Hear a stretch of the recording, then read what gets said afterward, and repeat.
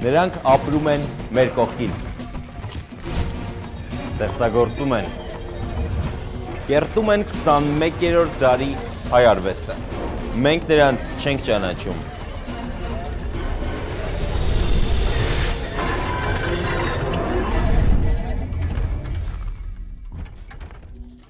Հաղորդման գլխավոր հովանավորն է Ասեկոսե.am կայքը։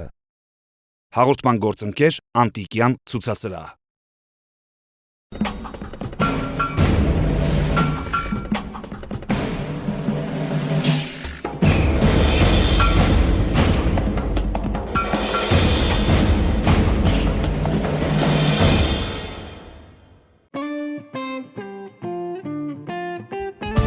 Ժամանակակից արվեստի լավագույն գործերն ու ամենահայտնի հայ նկարիչները Անտիկյան ցուցասրահում։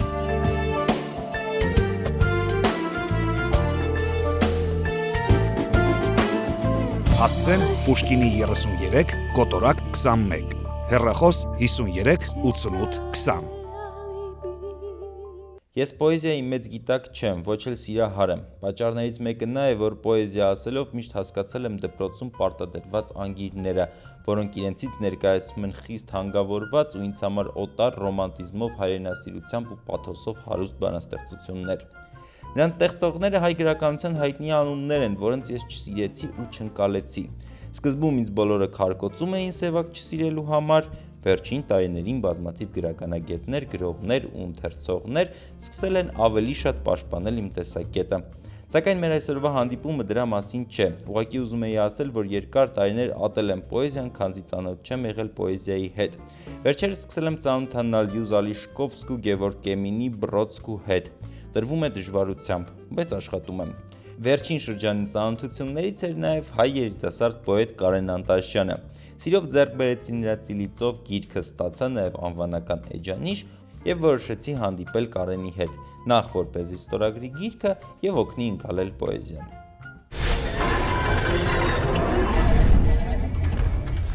Այն ինչ որ փորձել եմ անել այս գրքի մեջ, դա հենց լեզվական էքսպերիմենտն է մեծ առումով, լեզվական փորձառությունը։ Մենք ժամանակակից հայ գրականության մեջ լուրջ խնդիր ունենք լեզվի ընտրության։ Տես, ասենք, եթե ռուսները, վրացիները, չգիտեմ, անգլախոսները շատ չունեն այդպիսի խնդիր, մենք ունենք այդպիսի խնդիր, որովհետև տարբեր բարբառներ, տարբեր ժարգոններ, խոսակցական լեզվի եւ դասական գրական լեզվի միջև մեծ դիսոնանս, շատ մեծ խզում, որ ասենք եթե դու փողոցում խոսես դասական, չէ, հայ գրականության լեզվով, կարող է ծիծաղելի թվաս, նաև անլուրջ վերաբերմունքի արժանանաս, այդ առումով ժամանակակից գրականությունը լուրջ խնդիրն է, որովհետև ըստ էության ինքը նախատեսված է այստեղ եւ հիմա ապրող մարդու համար, նրան հասանելի լեզվով ինչ-որ հաղորդագրություն տալու։ Այդ խնդիրը դրան է հանգում։ Ինձ մոտ նույնպես այդ խնդիրը շատ լուրջ է։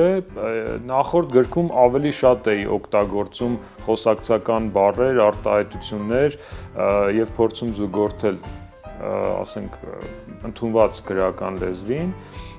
Այս գրքում 3 շերտ է ավելանում, սովորական դասական գրականության լեզուն, շատ հին շերտերից եկող, չէ, հմայական այդ բանաձևերի մեջ պահպանվող լեզուն, որը հիմնականում հիմնված է այդ ժողովրդական խաղիկները, հմայությունները, որոնք կարծես թե ոչ այնքան իմաստն է կարևոր, ոչ որքան հնչողությունը, հնչյունների խաղը, չէ, եւ դրան է գումարվում նաեւ ժարգոնը, մեր խոսակցության մեջ բուն դրած այնպիսի բառեր, որոնք շատ համով են եւ ափսոս է ուղղակի դրանք, որ պետք է մի ձև տեղայնացնել եւ լեգիտիմություն տալ, այսպես ասած, գրական այդ բառերին, ինչպես օրինակ խզարել, լոգշ, level, Facebook, այսպիսի բառեր կհանդիպես լիքը իմ գրքում, ի զուգորդումն ասենք այնպիսի բառերի, ինչպես խուսափուկ, վաղորդյան, աստղածաղիկներ, դողդոջուն, այսպիսի բառերի հետ կհանդիպես նաև այդպիսի բառեր, հենց այդ կոնտրաստը իմ համար շատ հետաքրքիր է, որովհետև մեր ապրած կյանքը ըստ էության նույն ձևի կոնտրաստ է, որովհետև մենք չենք կարողանում մեզ գտնել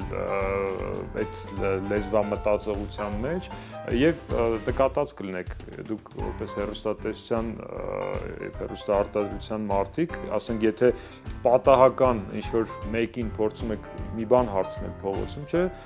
կապ չունի տարիքը, մասնագիտությունը եւ այլն, կծկվում են, կարկամում են եւ չեն կարողանում խոսել։ Ոչ թե պատճառը այն է, որ ասելու բան չունեն, չէ, հաստատ հայրը հիմնականում շատախոս են եւ ամեն ինչից լավ հասկանում են եւ ասելու բան միշտ ունեն։ Հարցը այն է, որ տեսախցիկի առջև նրանք փորձում են գրագետ խոսել եւ այդ գրագետ խոսելու ցանկությունը եւ նրանց ունեցած լեզվամտածողությունը կտրուկ խզում ունեն իրար միջև։ Բայց գաղափարը այս լեզվի ծնվեց ժամանակի ընթացքում, ուզում էիր գտնել նոր հայերենը, ապագայի հայերենը, թե ինքնըստինքյան ստացվեց եւ ինձ համար ինքնանպատակ այդպիսի սահմանում չկա, որ ես ուզում եմ ստեղծել լեզու կամ ուզում եմ լեզվական փորձառություն անել եւ դրա համար գրում եմ այսինքն ստեղծագործությունը։ Սովորաբար դա ածանցյալ խնդիր է, տեսեք, ինչպես ասենք քանդակագործը մարմարն է, այդ նյութի հատկություններն է սովորում կամ կավի կամ գիպսի, չգիտեմ, այն նյութի, որով ինքը աշխատում է։ Արդեն կարողանում է այդ նյութից հանել այն, ինչ ինքը պատկերացնում է, չէ՞։ Նույնը երաժիշտը իր գործիքի հնչողության, ակուստիկ հնարավորություններն է ուսումնասիրում, նկարիչը գույների, երանգների խաղը, գույների զուտ ներկերի հատկություններն է ուսումնասիրում եւ այդ նյութը հաղթարից հետո նոր միայն կարողանում է իր գաղափարական մտահղացումը կամ ոգեշնչումը, այսպես ասած, իրացնել։ Նույն կերպ գրողը, բանաստեղծը գործ ունի լեզվի հետ։ Լեզուն դա գրողի նյութն է, այսպես ասած, եւ հաղթահարման շատ մեծ ճանապարհ է պետք անցնել, որպեսզի հասնես քո լեզվին, քո նյութին եւ շատ հաճախ ժամանակակից գրականության արժեքը, հատկապես պոեզիայի, կայանում է հենց այդ գտած սեփական լեզվի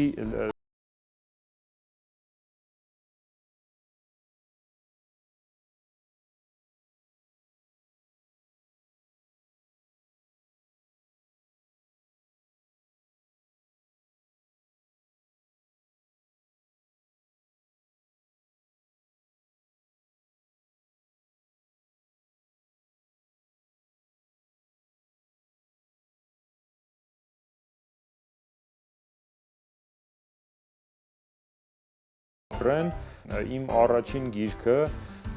ասենք սկսնակի գիրք էր, հիմնված այն պատկերացումների վրա, որ ես ունեի գրականության, բանաստեղծության մասին առհասարակ, պարականոն, խիստ հանգերով, քառյակներով։ Երկրորդ գիրքս Անտաշատը արդեն ես կտրուկ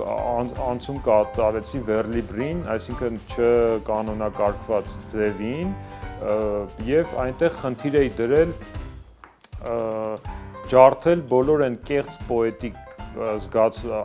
հնարքները, որոնք սովորաբար օգտագործում են։ Օրինակ, արվեստում ենթադրաբար չպիտի լինի կանխամտածվածություն, չէ՞, պիտի լինի ամեն ինչ ինքնաբուխ, բայց երբ որ դու գրում ես քառյակ, երկու տող գրեցիր եւ արդեն ֆորմատը քեզ պարտադրում է, որպեսզի հաջորդ երկու տողերը դու պիտի հանգ բռնես անպայման, այսինքն ստացվում է խաչբար գրելու նման մի գործ, այսինքն զուտ տեխնիկական խնդրի է հանգում։ Նույն կերպ այն բառերը, որոնք սովորաբար բնորոշ են բանաստեղծության մեջ, ասենք կհանդիպես, հաստատ իրավաբանական տեքստի մեջ չես հանդիպի սեր, տխրություն, մենություն բառերը, չէ, կամ երազ, կամ մահ, կամ աստված, այսինքն այդպիսի բառախումբ կա, որը ինքնին արդենից նախատրամադրում է քեզ ինչ-որ մի բանի եւ սկսնակ բանաստեղծների մոլորությունների մեջ է, որ հենց այդ բառերը խառնեցին իրար եւ ստեղծեցին նախադասություն, ենթադրաբար դա արդեն բանաստեղծություն է։ Այդ Անտաշատում փորձեցի ջարդել բոլոր այդ կեղծ պոետիկ ֆորմուլաները, այս գրքի մեջ արդեն այդ մի փորձարարություն էլ անելուց հետո ուրիշ խնդիրներ իմ առաջ ի հայտ եկան, այն է ինչ է ընդհանրապես բանաստեղծությունը, շատ լուրջ հարց է։ Լավ, ասենք ծաղրեցիր կեղծը, ինչ-որ մի բան դրանից ստացվեց, բայց որն է ըստ էության իսկական բանաստեղծություն եւ ինչ է նշանակում 21-րդ դարում, ասենք Նարեկացուց, Շեքսպիրից, Դանթեից եւ բոլոր այդ մեծերից հետո գրել Թումանյանից, Չարենցից հետո գրել բանաստեղծություն։ Արդյոք դու պարա բանով չես զբաղված էլի ըստ էության։ Եվ այդ հարցը ինձ հենց տարավ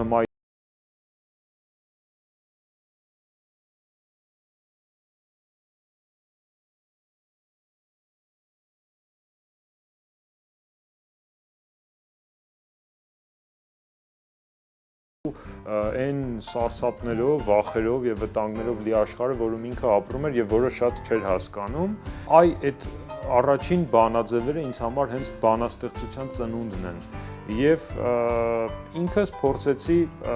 վերականգնել բանաստեղծությունը որպես ծիսական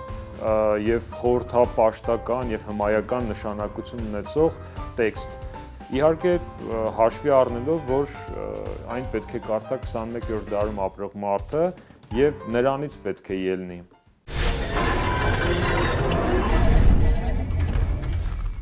Բանաստեղծության առումով իմ վրա առաջին ազդեցությունը ունեցել է Տերյանը,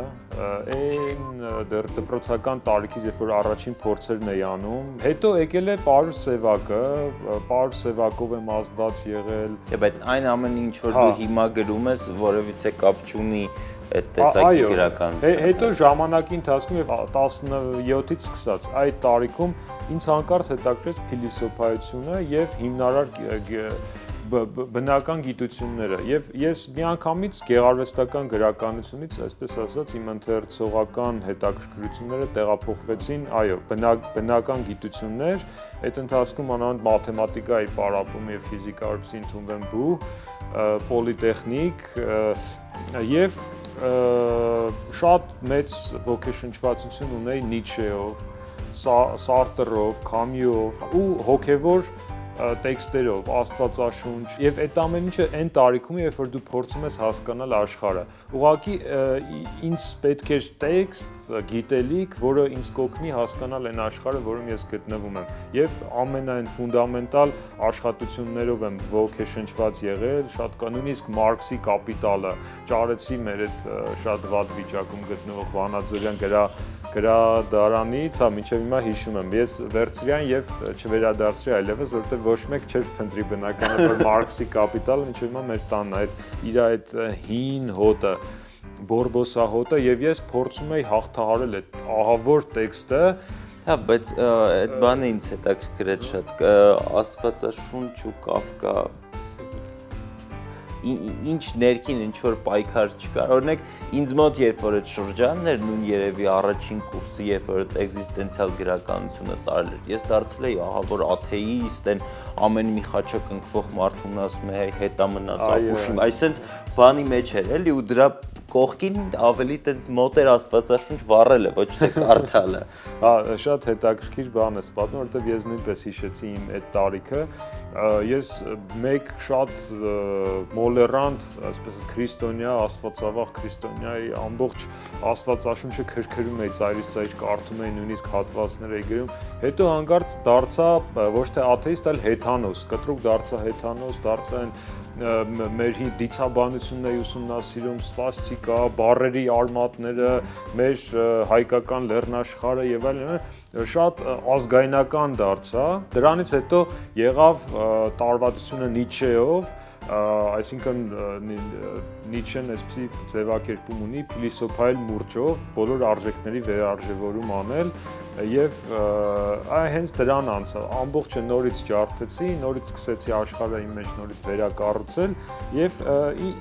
իմ կարծիքով դա շատ առողջ, հիմա տարիների հեռվիսնալով շատ առողջ գործընթաց է եւ փառք Աստծո, որ ինձ էլ քեզ էլ հաջողվել է անցնել դրան, որովհետեւ դու փորձում ես գտնել քեզ, ըստ էության ամեն մի մարդ իր ճանապարհի ընթացքում փորձում է գտնել ինքն իրեն եւ այն բոլոր ինֆորմացիաներից գրառված կամ այլ նշաններով մեզ հաղորդվող մենք մեր մեջ հավաքում ենք այն ինչ որ ինքներս մեզ է հիշեցնում եւ այդպիսով մեր ինքնությունը կառուցում ենք հիմա այդ առումով Ծիլիցովը այն ամենավերջին հանգրվանն է որին հասել է իմ ինքնությունը Այս պահի դրությամբ առաջ ատեստատին վրա գրվում էր հասունության վկայական, չէ՞, ծնողներին տեսած կլինի։ Սա իմ հասունության վկայականն է, որովհետև այն ինչի միջով անցել եմ, իմ մեջ հավաքել եմ, սովորել եմ, վերարժևորել եմ, քանդել եմ, հավաքել եմ, այստեղ կա։ Արեն, ցանկացած Facebook-յան գրառում կամ որևիցե փոքրիկ հոդված, անգամ մեր հաղորդումը 500-ի չափ դիտում ունենում է։ Քո հասունության վկայական տպագրվել է ընդամենը 500 օրինակով։ Ինչու այդքան քիչ։ Ընդհանրապես Հայաստանում դա ընդունված տպաքանակ է 500։ Շատ հազվադեպ գրքեր կան, որոնք կարող են վերահրատարակվել մի քանի անգամ։ Դա հիմնականում մանկական գրականություն է, որոնք մշտական պահանջարկ ունեն։ Ժամանակակից գրականությունը, հատկապես բանաստեղծությունը շատ փոքր շուկա ունի Հայաստանում։ Եվ ոչ միայն Հայաստանում, ամբողջ աշխարհում այդպես է։ Ես հաճախ եմ լինում տարբեր այդպես միջազգային փառատոների գրական, իմ արտասահմանցի գրչընկերների հետ եմ շփվել, նրանց մոտ նույն վիճակն է։ Զանգվածային լրատվամիջոցները շատ, այսպես ասած, դեռևս пассив են գրականությունը լուսաբանելու եւ բովանդակային լուսաբանելու առումով, որովհետեւ օրինակ նախորդ տարի առնվազն 50 ես հեռուստաբանավեճի եմ մասնակցել, որի ընթացքում մենք խոսում ենք այն հարցից, թե ինչու չեն կարդում եւ ինչ անենք, որ շատ կարդում։ Մենք խոսում ենք գրականության շուրջ, բայց ոչ գրականության մասին։ Այո, ոչ գրականության մասին, իսկ դա իրականում ավելի շատ արդյունք կարող էր տալ, քան հազարատ քննարկում։ Շուկան ստեղծում է շատ դժվար, որովհետև այն մարդկանց շրջանակը, ովքեր կարդում են, հետո այդ կարդացողների մեջ այն մարդկանց շրջանակը, ովքեր հետաքրքրում են ժամանակակից գրականությամբ, իսկ հիմնականում շատ վատ են տրամադրված այն փորձարարությունների հանդեպ, որ մենք անում ենք։ Իսկ դրանց շրջանակում էլ են մարդիկ, ովքեր քեզ համակրում են, շատ նեղ արդյունքում շրջանակ է ստացվում եւ արդյունքում նույնիսկ 500 տպաքանակը դա մեծ թիվ է Հայաստանի համար, հաշվի առնելով որ գրավաճառության ցանցը շատ թույլ է զարգացած, ինչպես գիտեք, գրախանութները փակվում են մեկը մեկի հետևից եւ գիրքը, այսպես ասած, վաճառելու եւ գիրք գնելու այդ մշակույթը իսպառ վերացումից հետո նոր բողբոջներ է տալիս մեր երկրում։ Նախորդ 4-5 տարիների համեմատությամբ կա էական փոփոխություն, որովհետեւ առաջ եթե միայն ու միայն գրքերը նվիրվում էին շնորհանդեսներին եւ վայ են որակին, որով տպվում էին գրքերը, այսօր մենք ունենք շատ որակով, գրեթե ասենք միջազգային բոլոր ստանդարտներին համապատասխան գրահրատարակչություն մեկ, երկրորդը արդեն մենք փորձում ենք ներշնչել այն մշակույթը, որ գիրքը ապրանք է, որը պետք է վաճառվի։ Մանավանդ, որ Հայաստանում գրքերը այդքան էլ թանկ չեն, ինչքան որ կարելի է ասենք որոշ շահարկումներ լսել, արտասահմանում նույն գիրքը կրկնակի, եռակի, քառակի թանկ է եւ թանկ է այն բանի հաշվին, որ ստեղծագործական աշխատանքը շատ բարձր է գնահատվում արտասահմանում։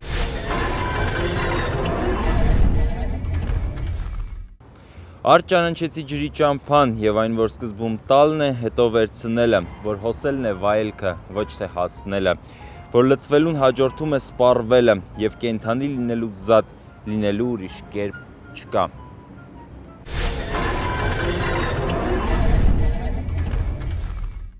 Ես ձեզ ասեմ, որ մեր նույնիսկ ոչ ավագ սերնդի, նույնիսկ մեր սերնդակիցների մեջ շատ ավելի բարձր է մակարդակը եւ որակը, քան արտասահմանում այդ միլիոններով տպվող գրքերը, որոնք մեկը մեկի պատճենումն են, ընդհանուր արդեն իսկ սահմանված չափորոշիչների մեջ տեղավորվող, այսպես ասած, եւ առանց որևէ լուրջ նորարարության գրքեր են, որտեղ քիչ թե շատ այդպիսի նորարարությունը անմիջապես մեծ բում է առաջացնում արտասահմանում։ Հավատացեք, որ եթե թարգմանվի պատշաճ եւ գրագետ ներկայացվի, մենք շատ լուրջ տեղ կարող ենք ունենալ։ Նույն վրացի երիտասարդ գրողների հետ եմ առնչություն ունեցել, ռուսների հետ եմ ունեցել, հաշվի առնելով իրենց հսկա քանակները, ասենք կոնկրետ ռուսների, վրացիների դեպքում հաստատ մեր երեխեքը մի 10 գլուխ ավելի տաղանդավոր են, իհարկե սա մի քիչ կարող շովինիստական անչի, բայց ես կարդած գոնե այն թարգմանությունները, որոնք ասենք եղել է ձեռքի տակ եւ ծանոթացել եմ, շատ ավելի բարձր մակարդակ ունեն մեր հեղինակները։ Տեսեք, դրա համար ասենք նորմալ քաղաքակիրթ երկրներում կան հատուկ կառույցներ, որ կոչվում են գրական գործակալություններ։ Եվ այս գրաշրջանառության շղթայի մեջ առաջինը հեղինակն է, հետո գրական գործակալությունը, հետո հրատարակչությունը, հետո գրավաճառները եւ վերջում ընթերցողները։ Մեզ մոտ այս շղթայի մեջ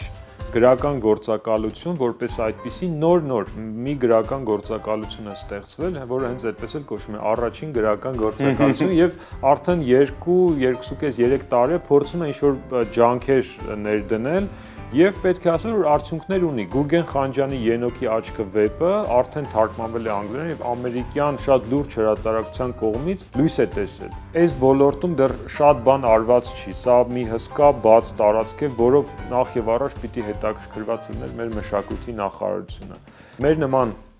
ասենց աշխարհից կտրված, կորած, մոլորած երկիրը, որ անծով երկրում։ Այո, միայն այս ջանքերով կարող է թուրքերը ինչ մեծ արագությամբ տարածում են իրենց մշակույթը, ռուսները, նույն այդ սկանդինավյան երկրները, մենք նույնպես պիտի այդպիսի քայլեր անենք։ Մենք ունենք իրոք հրաշալի գրականություն, որը կարող է հասկանալի եւ ընդունելի լինել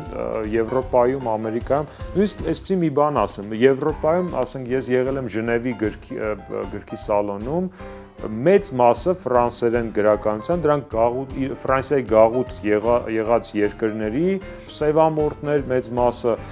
այդպիսի գրողների գրքեր էին, որովհետև իրանք իրանց մեջ այլևս կոնֆլիկտ չունեն, որպեսզի իսկ գրականությունը կոնֆլիկտ, ռեալ կոնֆլիկտից է գալիս, չէ՞, եւ նրանք գնում են Կոտ դ'Իվուար, այսպիսի երկրների, իսկ այնտեղ իրոք կա ասելու բան, կա մտահոգություն եւ այդ գրականությունը, որը նաև հենց ֆրանսերենով է ստեղծվում, որտեղ Ֆրանսիայի գաղութներն են եղել, շատ հետաքրքիր է իրենց եւ ֆրանսիական հրատարակությունները ասենց մեծ ոգևորությամբ բերում են։ Հիմա մենք էլ կարելի ասել գաղութային երկիր ենք եւ մեր կոնտեքստը շատ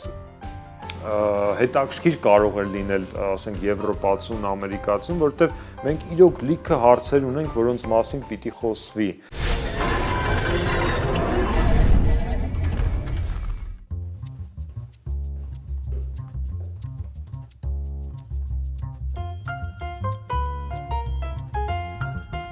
Նարեկ Բախտամյան, 25 տարեկան։ Այժմ ես ձեզ կարտասանեմ բանաստեղծություն։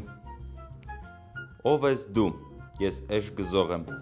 Էշերին շինել է մեր գյուղում պատվաբեր էր, իսկ մարդկանց հետ նույն կերպ վարվել է, ահա որ ամոթալի։ Մի տեսակ չեմուչումով էին ամուսնանում մեր գյուղի բոլոր տղամարդիկ, իրենց կանանց մի տեսակ քաշվելով էին սիրում, աշխատելով հնարավորինս քիչ դիպչել ձեռքերով, ու կանայք էլ թաքուն գլխի կոր էին հղի անում, ամաչկոտ, ահա որ ամաչկոտ երեխաներ էին լույս աշխարհ բերում, միշտ միանգամից շիկնած պատրաստ բոլոր հնարավոր դեպքերի համար։ Ես նույնպես էշերից եմ սկսել, նրանցից ամենահմայիչից, քնքուշ, բազալտագույն իմ առաջին իշուկ, անհունորեն բարի եւ երասկոտ աչքերով, ախ չէ որ ես քո կյանքի առաջին տղամարդկանցից էի ու անփորձ էինք երկուսս էլ այդ գործում, բայց ինչ ամոթ էր մեր գյուղի կանանց սիրելը, չէ որ նրանք սիրելու համար բոլորովին հարմար չէին, չէ որ նեոլիթից այս կողմ պարար ճարպաշերտով ու առատորեն մազացած նրանց մարմինները արևի երես չէին տեսել ու ձևավորել էին ավելի շատ դիմակայելու, քան սիրվելու համար։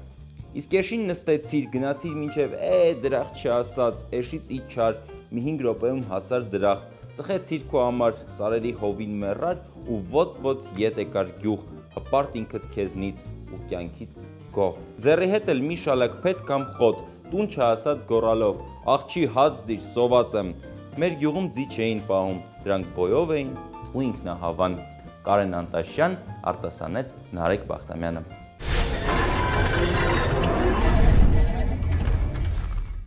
Կարենը մեր զրույցի ընթացքում նշեց, որ գիր գրելը մի գործ է, ներկայացնել ու վաճառելը ուրիշ, եւ վերջինը իր բարդությամբ չի զիջում առաջինին։ Ծիլի ծովը գրքի շնորհանդեսը կազմակերպված էր շատ նոր, հետաքրքիր ու ազդեցիկ, ինչպես ինքը գիրքն է։ Հետաքրքիր է նաև գրքի դիզայներական լուծումը, շատ հարմար է չափսը, թուղթը, որի վրա տպագրված է։ Կարծում եմ քչերը չի, որ կհամաձայնեք, որ դա էլ կարևոր է։ Գիրքը վաճառքի հանվեց 365 օրինակով, յուրաքանչյուր մասնակից կարող էր ընտրել իր օրը և ստանալ անվանական էջանիշ։ Ըստ իս շատ լավ միտք է, ես ընտրեցի փետրվարի 14-ը, ասեցի ինքս ինձ նվեր անեմ։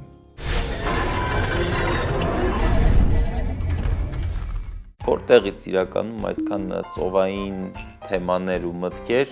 այս լեռնային երկրում ծնված երիտասարդի կողմից։ Երևի հենց դրանից է գալիս, երբ որ ես առիթ եմ ունենում բաց ծով դուրս գալու, իմ հոգին այնպիսի հրճվանքի այնպիսի հրճվանքի մեջ եմ հայտնվում, որ այդ ուրախությունը ուղղակի նախանձից մեռնում եմ, որ ասենք ֆրանսիացիները կարող են ծով ունենալ,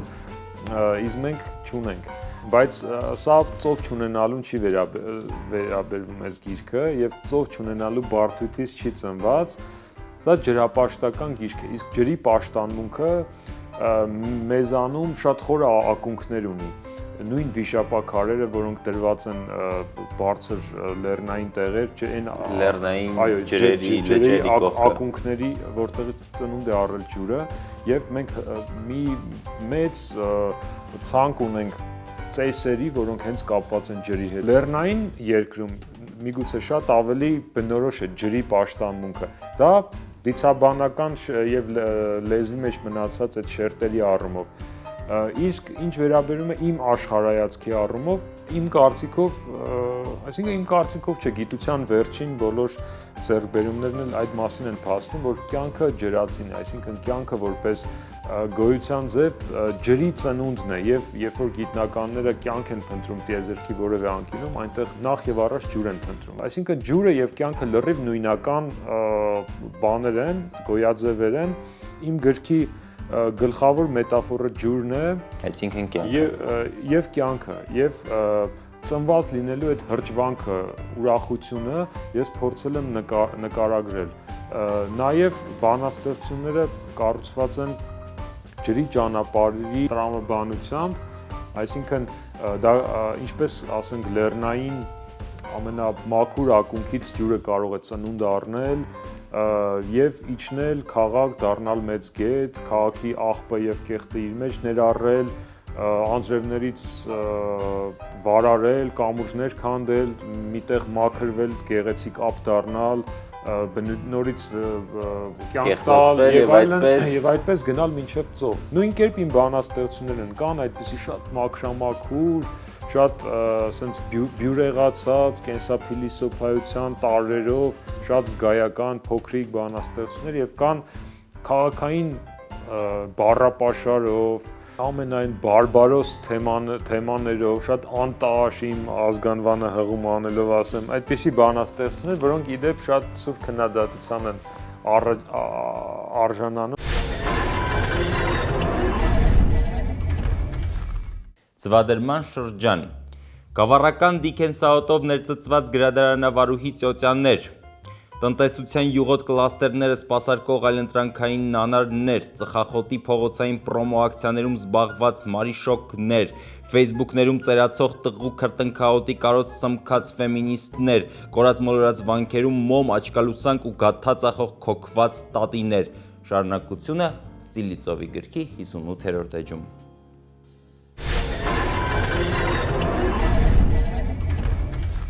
Իմ գրողական հիգիենան, այսպես ասած, շատ չկանոնակարգված է։ Նախ բանաստեղծությունը ինքնին մեծ ջանք աշխատանքի, ֆիզիկական աշխատանքի առումով մեծ ջանք չպահանջող ավելի շատ էքսպրեսիվ, ասենք, գործ է, որտեղ կարող է ամսվա մեջ մի օր գրես եւ այդ մի օրվա մեջ մի ժամ գրես, ես այդ ժամը պարզի թե երբ կլինի։ Կոնկրետ իմ դեպքում այդպես է, այսինքն կուտակվում է որոշակի նյութ, թեմա, հասունանում է մտահղացում եւ ես միանգամից եմ գրում տեքստը։ Հետո միգուցե կմշակեմ, կվերամշակեմ, բայց ես միանգամից եմ գրում տեքստը Ինչը ասենք արձակի դեպքում հնարավոր չէ լինի, որովհետև մանավանդ վեբ գրող հեղինակը շատ մեծ ջանք է գործադրում, անդադ աշխատում, վերախմբագրում, ամեն մի հատվածի փոփոխությունը, հսկա փոփոխությունների առիթ է տալիս, մի ժամանակի փոփոխությունը, մի խոսքով։ Ես այդքան արտադրողական գրող չեմ, որովհետև 5 տարում հազիվ 135 էջանոց գիրք եմ կարողացել, բայց բանաստեղծությունը հենց այդպիսին է, մանավանդ եթե դու փորձում ես լինել նորարար, շատ դժվար է քեզ համար նոր բան գտնելը, ասելը, նոր խաղարկում փորձարարություն անելը եւ այդպիսով իմ առօրյան, այսպես ասած, շատ չի պայմանավորվում իմ գրական գործունեությամբ, չնայած ոնց որ սպորտսմենները ունեն մարզավիճակ, չէ՞, մարզավիճակի մեջ մտնելու փուլ, այդ փուլում մնալու ընթացք եւ մարզավիճակից արդեն դուրս գալու։ Ես էլ այն երբ որ եկավ արդեն ակտիվ պահը, որ պետք է գիրքը արդեն հանձնեմ եւ անդադ ուշացնում էի, մտա այդ հոգեվիճակի մեջ, որովհետեւ շատ հետաքրքիր զգայական հոգեկան վիճակ է, որի ընթացքում դու ամեն մի ազդակը փորձում ես օգտագործել տեքստ սարքելու համար, շատ հետաքրքիր, շատ նուրբ վիճակ է, որի մեջ ես հաճախ չեմ լինում ցավոք սրտի, եւ դա քեզ կտրում է մնացած բոլոր քո պարտականություններից եւ հոգսերից, որոնք բազմաթիվ են, բայց նույն կար շատ երկար ուսումնասիրության, չէ՞, գործընթաց մինչեւ բանաստեղծություն ստեղծել։ Իմ դեպքում այո, որտեվ մանավանդ այս հմայլների, խաղիկների հսկայական քանակության տեքստ, գիտական հետազոտություններ, նաև այլ փորձերի ուսումնասիրություն, բայց դա նույնպես շատ հաճելի մի գործընթաց է, որի ընթացքում դու ասենք մինչև հողը հերկելը մի հատ փորձում ես իր որակը ուսումնասիրել, եղանակը, թե տեղանքում ինչ կարող է աճել, հետազոտական փուլ է, որը նախաստեղծագործական է, այսպես ասած։ Շնորհակալություն մեզ հյուրընկալելու համար Հայ գիրք գրախանութում եւ ծանոթացնելու համար քո կյանքի կենսագրությանը եւ քո նոր ծնունդի կենսագրության հետ։ Դեռ օրինակներ կան։ Այո, դեռևս կան վաճառքում, որովհետեւ գրախանութներում միայն 3 է հայտնվել գիրքը։ Դեռևս կան չվաճառված օրինակներ, որոնք կարող են դառնալ ձերը։ Շնորհակալություն։ Հաղորդման գլխավոր հովանավորն է asecose.am կայքը։ Հաղորդման գործընկեր Անտիկյան ցուցասրահ։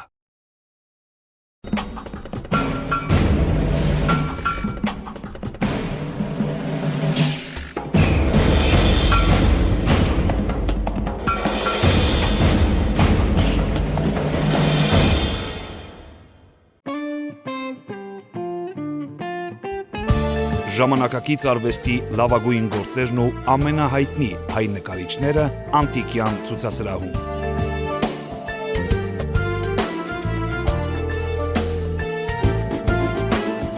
Հասցեն Պուշկինի 33, կոտորակ 21, հեռախոս 53 88 20։